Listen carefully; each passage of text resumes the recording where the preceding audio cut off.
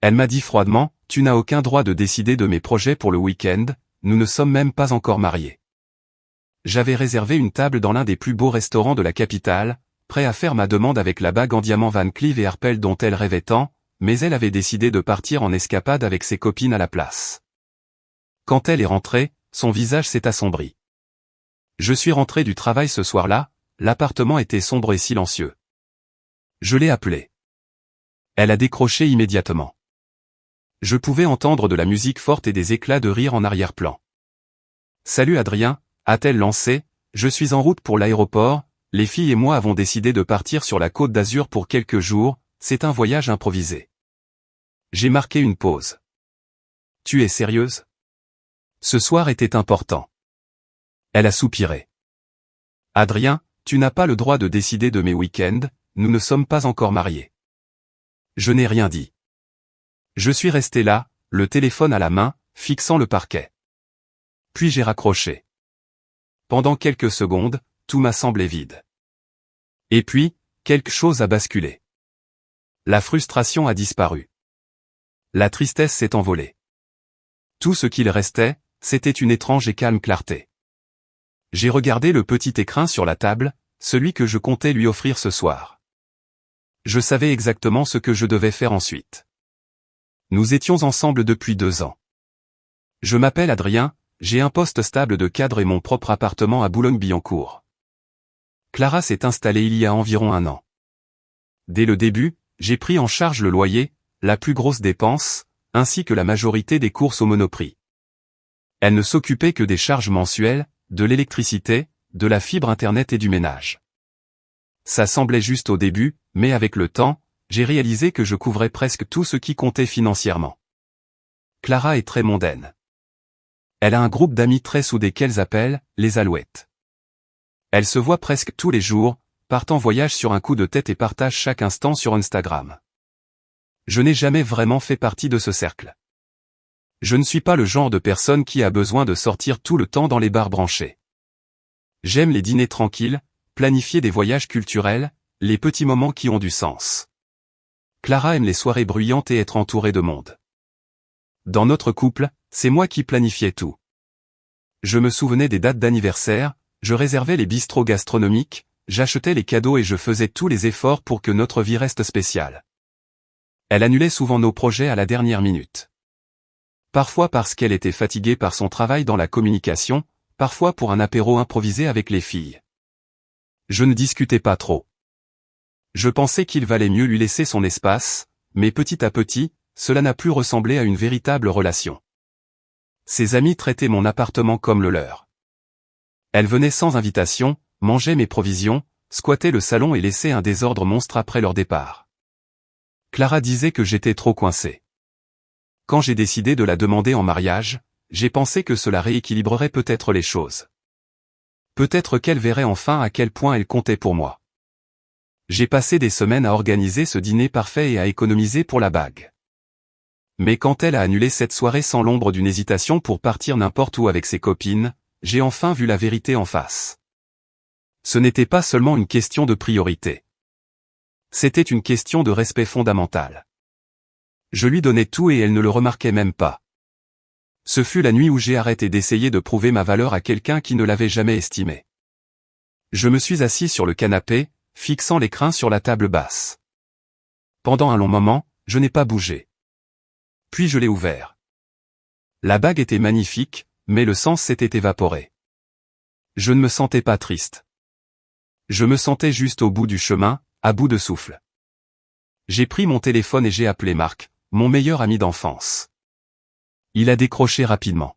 « Et mec, qu'est-ce qui se passe ? » « J'offre le dîner ce soir, ai-je dit. Il a ri. « C'est quoi l'occasion ? » « Ma liberté, ai-je répondu. « Ramène Julien et Léna. Même restaurant que d'habitude dans le 6e. » Ce soir-là, je me suis présenté au restaurant portant le costume sur mesure que j'avais prévu pour la demande. Le personnel m'a reconnu, car je viens souvent. La réservation était toujours dans le système.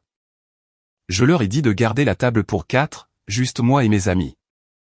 Quand mes amis sont arrivés, ils ont regardé autour d'eux, un peu surpris. Où est Clara? A demandé Julien. Elle ne vient pas, ai-je dit. En fait, elle est partie pour de bon.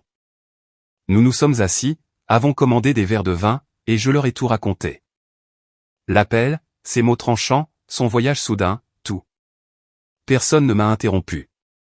Quand j'ai fini, j'ai sorti l'écrin et je l'ai posé sur la nappe blanche. C'était censé être pour elle ce soir, ai-je dit d'une voix calme. Maintenant, c'est juste un rappel de ma propre naïveté. La table est restée silencieuse quelques secondes. Puis Marc a levé son verre. Aux leçons apprises à la dure, a-t-il dit.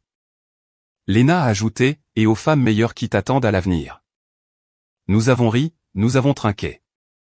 Au début, l'atmosphère était étrange, un mélange de soulagement et d'incrédulité. Mais bientôt la tension a disparu. Nous avons discuté, plaisanté et ri de vieilles histoires de fac. Je ne m'étais pas senti aussi détendu depuis bien longtemps. Pendant un instant, j'ai pensé à la tournure radicalement différente qu'avait prise la soirée. Même table, même costume, mais une raison de sourire complètement différente. À un moment, Léna m'a regardé et a dit, « Tu sais, Adrien, c'est probablement la chose la plus saine que tu aies faite de toute l'année. » J'ai souri. Il était temps, non? Marc a commandé beaucoup trop de nourriture, une côte de bœuf, des plateaux de fromage, du bon vin. Il a dit que c'était un banquet de rupture, mais pour moi, ça n'en avait pas l'air. C'était simplement la liberté. Avant de partir, Léna a demandé, « Tu veux que je prenne une photo pour le souvenir ?» Nous nous sommes levés ensemble, nos verres levés, souriant. Elle a pris quelques clichés. « Je devrais en poster une » a-t-elle demandé. J'ai secoué la tête. Non, gardons ça entre nous. Ce n'était pas pour frimer ou pour se venger. C'était juste de la vraie amitié. Des gens qui étaient là quand j'en avais le plus besoin. Plus tard dans la nuit, je suis rentré chez moi, j'ai rangé l'écrin dans le tiroir de ma commode et j'ai regardé autour de moi. Même appartement, même silence, mais cette fois, il me semblait à nouveau mien, sans cette tension constante. Après le dîner, je ne suis pas allé dormir. J'ai commencé à faire ses bagages. Pas les miens, les siens, et cela m'a pris toute la nuit. J'ai plié ses vêtements, trié son maquillage, ses nombreuses paires de chaussures et toutes les petites choses qu'elle avait laissées traîner partout dans l'appartement. J'ai tout mis proprement dans des cartons. Ce n'était pas un acte de colère. C'était une page qui se tournait. Pour une fois, l'endroit avait l'air propre et ordonné. Je n'avais pas encore changé les serrures. Je voulais qu'elle reprenne ses affaires elle-même. Pas de drame, pas de crise inutile. 3 jours plus tard, j'ai entendu la porte d'entrée s'ouvrir. Clara est entrée avec ses lunettes de soleil de marque, portant quelques sacs de shopping de luxe et affichant un bronzage impeccable de son voyage. Elle a eu l'air surprise de voir les cartons empilés dans l'entrée. « Salut » a-t-elle dit nonchalamment. « Pourquoi tout est emballé comme ça ?» Je suis resté de marbre. « Tes affaires sont prêtes, tu peux les emporter dès maintenant. » Elle s'est figée sur place. « Comment ça, prête à emporter ? Je te demande officiellement de déménager. » Son expression a changé du tout au tout, passant de la confusion au choc, puis à une rage noire. « Tu es sérieux là ? Tu me mets à la porte comme une moins que rien ? C'est quoi ce bordel, Adrien ? » J'ai hoché la tête posément. « Tu l'as dit toi-même. Je n'ai aucun droit de planifier ton week-end. Et comme tu n'es pas ma femme, tu n'as plus aucune raison de vivre ici non plus. » Elle a jeté ses sacs par terre dans un geste de mépris. C'était juste une façon de parler, tu le sais bien. Tu surréagis complètement. Tu ne peux pas simplement décider de tout. Je peux, ai-je interrompu. C'est mon appartement. C'est moi qui paie le loyer chaque mois. Elle a ri amèrement, le regard méchant. Oh, alors maintenant c'est une question d'argent. Tu penses que parce que tu paies cet endroit, tu as le droit de me contrôler. Je n'ai pas élevé la voix. Non, je pense juste que je mérite un minimum de respect, ce que je n'ai pas eu depuis bien trop longtemps avec toi. Elle a commencé à faire les 100 pas nerveusement. Tu es incroyable. Je pars quelques jours pour me détendre et tu perds totalement la tête. Tu t'entends parler ? Je n'ai pas répondu. J'ai juste commencé à porter quelques cartons près de la porte palière. Puis c'est arrivé. Alors que je me penchais pour en attraper un lourd, l'écrin de la bague est tombé de la poche de ma veste et a heurté le parquet avec un bruit sourd. Clara s'est arrêtée net. Elle l'a fixé intensément. « C'est quoi ça ?» a-t-elle demandé d'une voix soudainement basse. Je n'ai pas répondu. Elle s'est approchée, l'a ramassé, l'a ouvert et s'est littéralement pétrifiée. À l'intérieur se trouvait la bague Van Cleef & Arpels étincelante. Son visage a changé instantanément. Toute la colère a disparu pour laisser place à une émotion feinte ou réelle. Sa voix s'est adoucie. Tu allais me demander en mariage ce soir-là. Je n'ai rien dit. Elle a levé les yeux vers moi, les pupilles dilatées par la surprise. Adrien, je ne savais pas. Je te jure que si j'avais su ce que tu préparais. Je l'ai coupé net dans son élan. Tu savais que quelque chose d'important était prévu. Tu t'en fichais, c'est tout ce qui compte. Elle a fait un pas vers moi, essayant de retrouver son emprise. Non, s'il te plaît, écoute-moi. J'ai fait une erreur monumentale. J'ai été stupide et égoïste. Je pensais que c'était juste un dîner de plus au restaurant. Je ne voulais pas te blesser. Ses yeux se sont remplis de larmes. Elle a cherché ma main. S'il te plaît, on peut s'asseoir et en parler? Je vais arranger ça. Je vais me rattraper, je te le promets. Pendant une fraction de seconde, j'ai failli avoir pitié d'elle. Puis je me suis remémoré chaque détail. L'appel méprisant qu'elle a passé, les projets qu'elle a annulés sans un regard en arrière, la façon dont elle me parlait comme si j'étais un simple accessoire dans sa vie. J'ai retiré ma main fermement. Ne fais pas ça, ai-je dit. Tu ne peux pas arranger ça. C'est déjà fait, de mon côté. Elle avait l'air totalement perdue. Qu'est-ce que tu veux dire par là? Le dîner a quand même eu lieu, ai-je dit. Je l'ai juste partagé avec des gens qui tiennent vraiment à moi et qui me respectent. Ses lèvres ont commencé à trembler. Tu mens. Pas du tout. J'ai dîné avec Marc, Léna et Julien. À la même table. On a appelé ça une célébration de ma nouvelle liberté. Ses larmes se sont arrêtées presque instantanément, remplacées par une fureur froide. Tu es incroyable, a-t-elle hurlé. Tu m'as humilié devant tout le monde. Tu m'as fait passer pour une idiote aux yeux de tes amis. Non, ai-je dit calmement. Tu t'es humiliée toute seule par ton comportement. Elle est restée là à trembler de rage, passant des pleurs aux cris hystériques. À un moment, elle a hurlé, tu vas le regretter amèrement. Tout le monde saura quel genre d'homme toxique tu es vraiment. Je n'ai pas pris la peine de répondre. J'ai juste désigné les cartons du doigt. Ton Uber devrait être en bas dans 5 minutes. Pendant un moment, elle m'a simplement fixé avec une haine pure. Puis elle a violemment attrapé l'un des cartons, a essuyé son visage d'un revers de main et est sortie sans se retourner. Une semaine a passé après son départ définitif. Je pensais que l'histoire était enfin enterrée. Mais c'est alors que la tempête numérique a commencé. Un matin, je me suis réveillé avec un déluge de notifications. De vieux amis, des collègues de bureau, même mon cousin m'ont envoyé des messages inquiets, et Adrien, qu'est-ce qui se passe avec Clara? J'ai ouvert Instagram. C'était là, un long post victimaire de Clara. Je voulais juste partager quelque chose de profondément douloureux. Mon petit ami prévoyait de me demander en mariage et juste après, il m'a jeté de chez lui sans préavis. Il a même fêté ça le soir même avec un grand dîner champagne avec ses amis, en riant de ma détresse comme si de rien n'était. Elle avait joint une photo de l'écrin ouvert et quelques photos floues de moi et mes amis au restaurant.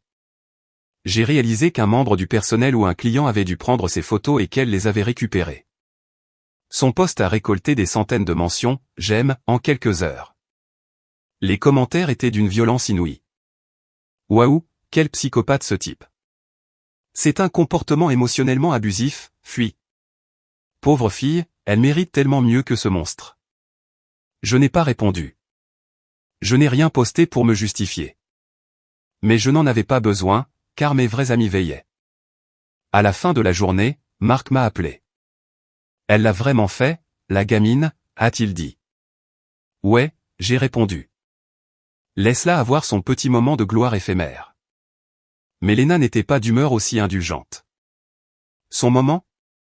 Elle ment effrontément sur ton compte, Adrien. Nous y étions. Nous savons exactement la vérité. Je lui ai conseillé de ne pas s'en mêler pour éviter les ennuis, mais elle ne m'a pas écouté. Ce soir-là, Lena a posté une story très simple mais efficace. C'est fascinant de voir comment certaines personnes oublient de mentionner le moment précis où elles ont planté une demande en mariage pour aller faire la fête à Biarritz. Puis Julien a enchaîné avec son propre message. Pour tous ceux qui se posent des questions, ce dîner n'était pas une fête après une expulsion. C'était un dîner de soutien pour un ami qui méritait d'être respecté et qui a enfin ouvert les yeux.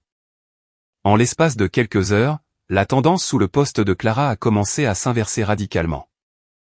Les gens commençaient à poser des questions embarrassantes. Les captures d'écran de ses propres messages ont circulé. Puis quelque chose de totalement inattendu est arrivé. 2 de nos voisins de l'immeuble ont commenté le post. L'un d'eux a écrit « Adrien est l'un des voisins les plus serviables et gentils que je connaisse. Il m'a aidé à porter mes courses et à réparer ma serrure le mois dernier sans jamais rien demander en retour. Ça ne colle pas du tout avec le portrait de monstre que vous dépeignez. » Un autre a ajouté « Ils vivaient ensemble ici. Il assumait tout le loyer parisien. Elle ne payait que les petits extras. Peut-être qu'elle devrait raconter la version complète des faits avant de crier au loup. » Le lendemain matin, devant l'ampleur de la polémique, Clara a supprimé son post. Puis ses amis, les Alouettes, ont commencé à subir le retour de bâton elles aussi. Les gens se moquaient d'elle ouvertement, alors, on planifie une autre escapade pour briser le cœur de quelqu'un. Objectif d'amitié, être toxiques ensemble. Finalement, elles ont fini par se murer dans le silence. Pendant quelques jours, mon fil d'actualité est resté agité, mais je n'ai pas commenté une seule fois. J'ai juste regardé la vérité faire son chemin.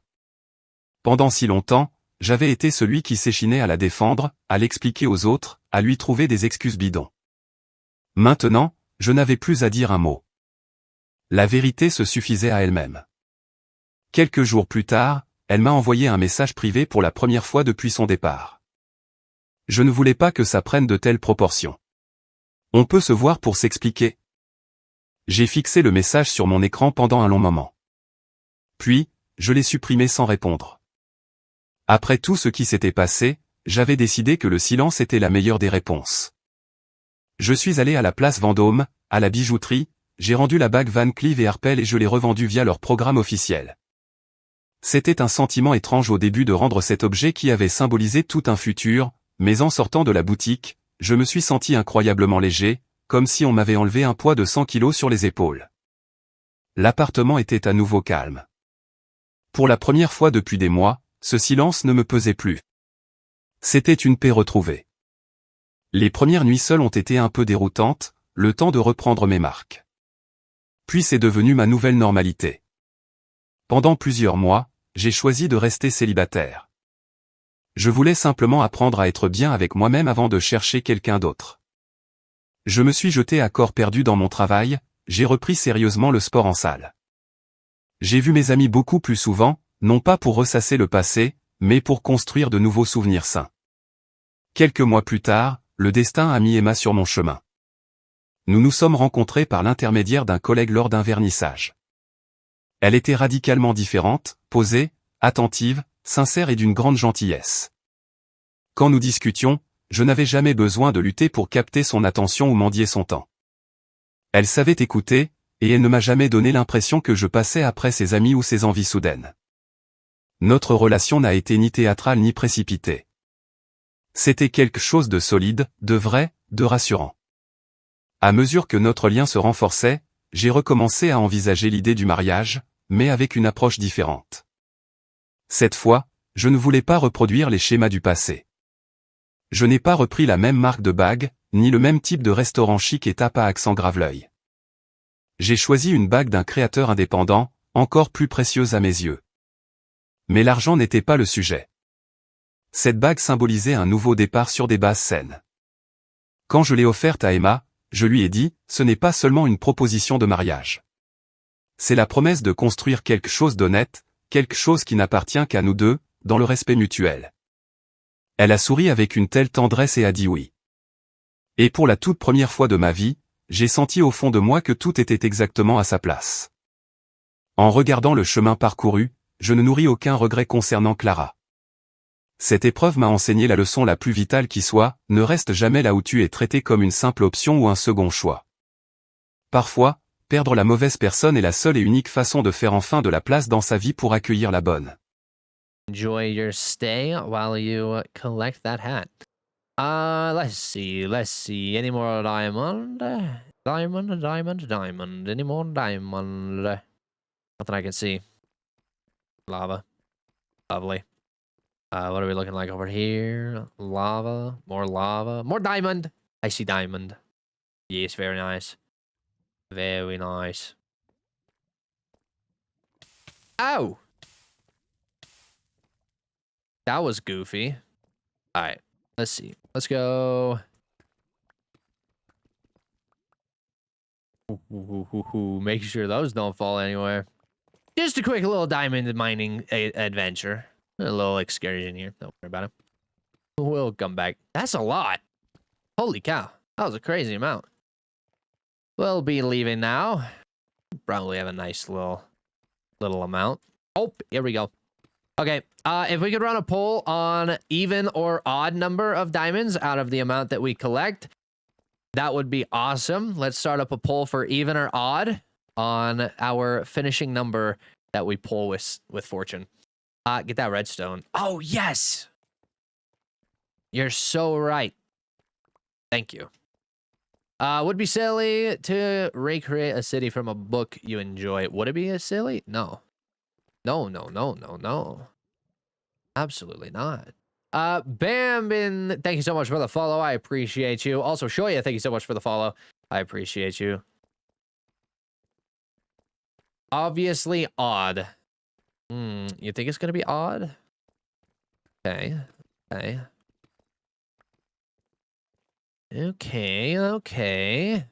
Well, we're going to be running a poll here for it, whether that's going to be even or odd. So make sure you guys vote in on it, both on Twitch and TikTok. Nope, that's the beautiful thing about Minecraft. It's meant for creation. Exactly. It's not silly to do anything. All right, we're going to have to go brew some potions here. We're going to be wasting a lot of them searching for diamonds. Yeah, there goes that one. I'm not seeing much of anything through here. Nothing up on the roof. Nothing hidden. Nothing going on. Let's go ahead and go back to the surface. Oh, I see a diamond. All the way over here.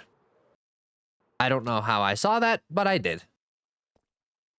You'd like to think we'd be better at the egg hunt game.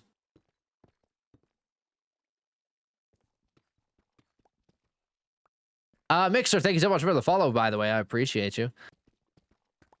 Okay. Are our polls up? Have we gotten the polls going per chance? What's good? What's up, Tai? How are you? Welcome in. Feel like it's cheating because it's someone else's imagination? No, because, I mean, no. I wouldn't consider that cheating.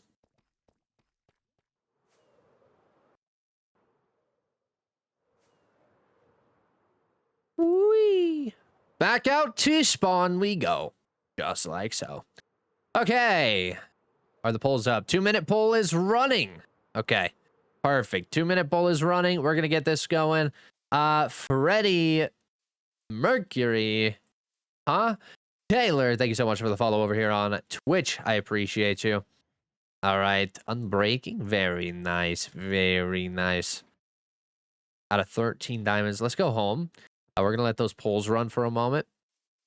We're going to go home, fix our elytra, then come back to spawn, buy our stuff, and then go continue looking for the egg. As stupid, thank you so much for the follow. I appreciate you. Taylor, hello. Hope you're doing well. I am doing well. Thank you.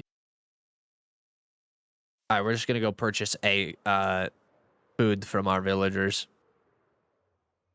And then we'll come back. Where are you from, Candy? You look North American. You would be correct. Split Breeze Soup, what's going on? Welcome in. Hope you're having a great night. Thank you so much for joining in. What the frick is with the net? Oh, it's night vision. That's what's going on with the nether.